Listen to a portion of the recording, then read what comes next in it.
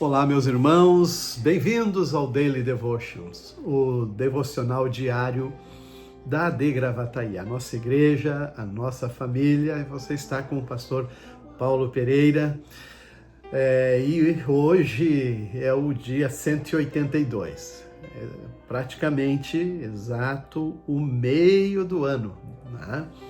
Dos 365 dias. E nós louvamos a Deus por poder, dar sequência diária no devocional, na leitura, até este dia, e que Deus continue assim sendo conosco até o fim do ano, quando vamos concluir a leitura de toda a Bíblia Sagrada. Mas aqui no texto de hoje, agora como nós já comentamos ontem, no dia de ontem, 2 Reis 18, 19, começa a narrativa com foco especialmente no Reino do Sul, o Reino de Judá, com a capital em Jerusalém, e razão de que o Reino do Norte, então, foi cativo pela Síria no ano 722 a.C. e nunca mais retornou para a terra de Israel e nem para Samaria, aonde o rei da Síria enviou outros povos para ali morar. Ou essa mistura de raças perdeu a genuinidade do povo de Israel naquela área, naquela região, e por isso os habitantes de Samaria, os samaritanos, sempre agora tiveram dificuldades em relação aos conceitos judaicos da sua linhagem. Mas agora estamos aqui no Reino do Sul, o rei é Ezequias, e Ezequias ele também não pagava os tributos ao rei da Síria. O rei da Síria agora era o rei que dominava a região, e ele fez um gesto de arrependimento, de pagamento das dívidas, dos tributos, e foi requerido para o Judá 2.500 quilos de prata e 1.050 quilos de ouro, que Ezequias procurou de todas as formas fazer chegar ao rei da Síria este valor, esta quantidade. Ele tirou de todas as portas, das janelas, onde ele encontrava ouro, que ele havia dedicado ali, colocado até no templo, enfim, nos tesouros.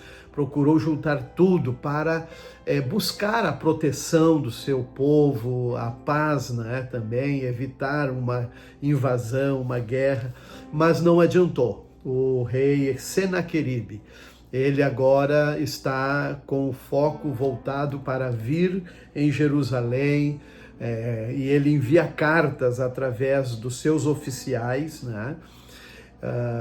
então, inclusive dizendo para que o povo abrisse as portas da cidade, que eles entrassem, e que depois de iam comer ali da sua vide, das figueiras, mas depois ia levar eles cativo, ia levar eles embora da terra, e prometendo uma outra terra. Mas Judá, o povo de Israel, nesse quesito, eles não abriram mão das promessas, do que significava o templo, Jerusalém.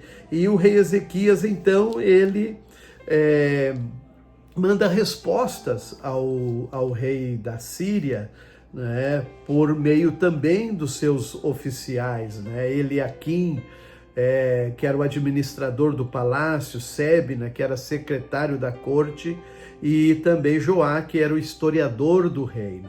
Eles levaram a mensagem para o rei Senaqueribe, mas ele então não aceitou as mensagens deles, e disse que iria então vir com tudo. E olha só, ele ainda, esses oficiais de Ezequias pediram para que a mensagem que os porta-vozes ou porta-voz do rei Senaqueribe trouxesse para o povo de Judá não fosse em hebraico, mas que fosse em aramaico, porque o povo entendia a mensagem.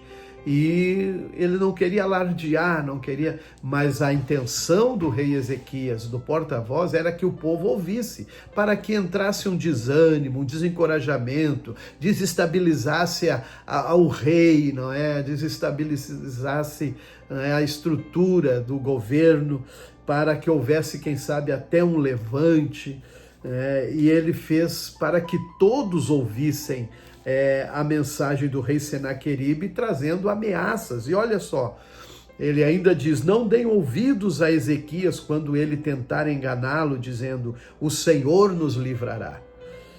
Aí ele começa a comparar o Senhor Deus, o Deus de Israel, com os deuses pagãos, aonde ele havia invadido e dominado. Ele disse: acaso os deuses de alguma outra nação livraram o seu povo do rei da Síria?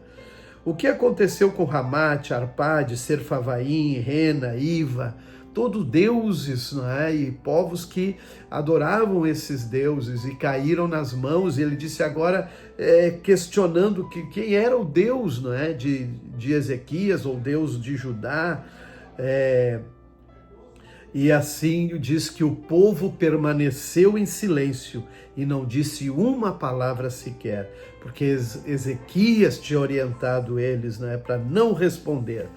Mas assim o rei Senaqueribe afrontou o Deus de Israel. E a mensagem que Ezequias também enviou, né, depois de volta, era com firmeza, né, porque foi pelo profeta Isaías que falou com Ezequias e o povo de Israel, né? E é muito importante a gente considerar o que ele diz, né? Então Isaías diz: assim diz o Senhor, o Deus de Israel, ouvi a oração. Porque quando o Ezequias pegou as cartas com a mensagem do rei Senaqueribe, ele vai ao templo e levanta aquela carta de ameaça diante de Deus e clama e rasga suas vestes e coloca panos de saco, e clama então ao Senhor. E aí Isaías responde: o Senhor, ele ouviu a sua oração, Ezequias, a respeito de Senaqueribe, rei da Síria, e o Senhor proferiu essas palavras. Aí começa então a voz do Senhor falar e tratar com Senaqueribe. E nós conhecemos então a história que vai mostrar que o Senhor, numa noite, ele mata do exército do rei da Síria cerca de 180 mil soldados, né, que estavam acampados ali para dominar o Judá. E o Senhor deu livramento a Israel. Glória a Deus.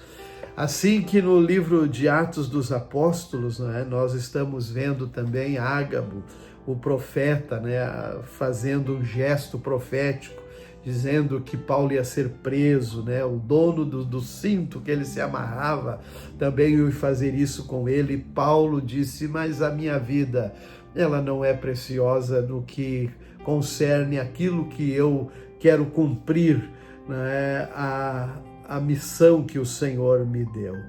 E assim Paulo seguiu a sua viagem para Jerusalém, mas é aqui no Salmo 149 que nós vamos ver o que o Senhor fala também, né, neste Salmo, dizendo que, diz assim: louvores a Deus estejam em seus lábios e uma espada afiada em suas mãos, para se vingarem das nações e castigarem os povos, para prenderem seus reis com algemas e seus líderes com correntes de ferro, para executarem a sentença escrita contra eles.